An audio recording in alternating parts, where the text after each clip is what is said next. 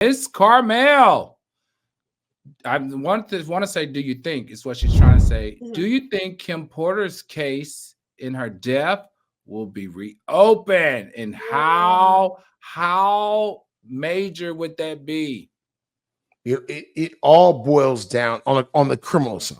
It all boils down to the evidence, right? If the feds can somehow determine that Diddy's behavior was a pattern that led to her death, I mean, it's a little ironic that a person who's perfectly healthy dies of pneumonia in her own apartment. I get it, but if that all ties in, yeah, it's very. You can go further than that. You can go back to Biggie and Tupac. If the rumors are true, who knows if they find? That's why you have to wait and see. Trust me, they're not doing nothing. They're doing something. Now, this is my other thing, because Simone, this is the conversation that has really been percolating, is that there's also inference, allege, Heavy D, inference, allege, Al B. Sure. And Al Yes. B. Sure is alive. How important could it be for the feds to be having conversations with Al B. Sure right now? Wow. Absolutely. It's extremely important because murder has no statute of limitations whatsoever.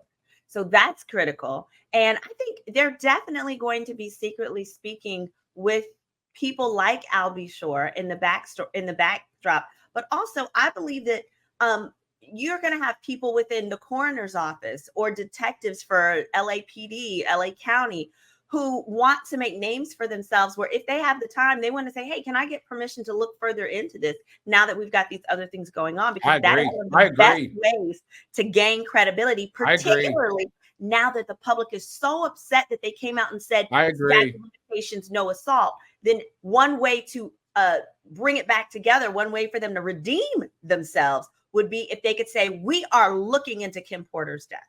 Right. And then on top of that, like you said, this is such a this would be what the 21st century's, one of the 21st century's biggest cases. It would be one of the 21st century's biggest takedowns. I think that there are going to be a number of people that are going to just flow into the Homeland Security Office, into the federal agencies with their hand up saying, hey, I got stuff I want to share now. I feel comfortable sharing because I saw with my own eyes how disgusting and evil that man is. And I think that is going to be the nail in this man's coffin. Real quick before, because we have to go, I want to thank the Nicholson in Philly for the super chat. Thank you for the money. I really appreciate it. Many thanks again to the triple R's, which I just thought about. We are the triple R's, Reynolds, Red Wine, and Ross.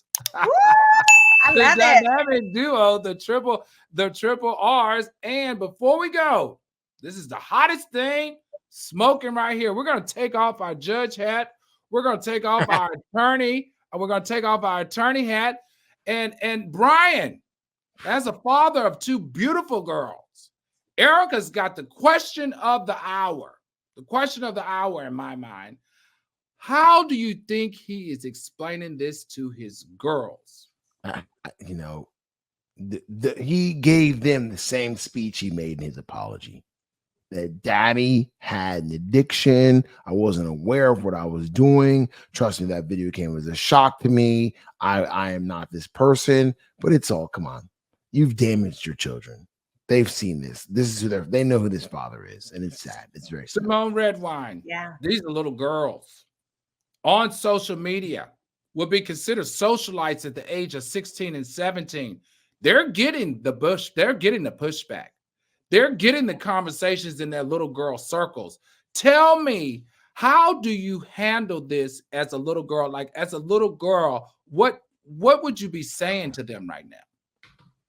Saying to them is going to be so difficult, because the issue here is these young ladies are going to have difficulty trusting men for the rest of their life.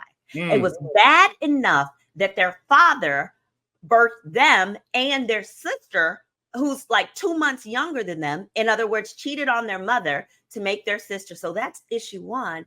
But second, you see him beating the living dickens out of this woman that he said is a liar and was lying on him and was trying to take him for his money and all of those things. So these poor girls, not only will they have difficulty trusting other men, they're going to have difficulty trusting the one man that's left in their life they're supposed to rely on to provide and care for them. So I think the difficulty is there's at this point, and they are smart girls. They're going off to school and everything. And so nothing that he says is going to be believable, because at this point, they've seen that video with their own eyes.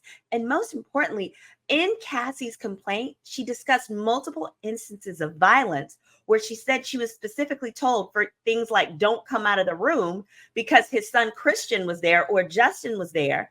And Diddy did not want his sons to see her with the black eyes that he had inflicted. So not just the girls, but now the boys are going to have to realize this man lied to them.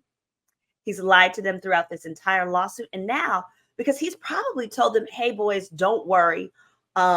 These cases are going to go away. They now know they've been named too, and they could be next. Right. All right. Well.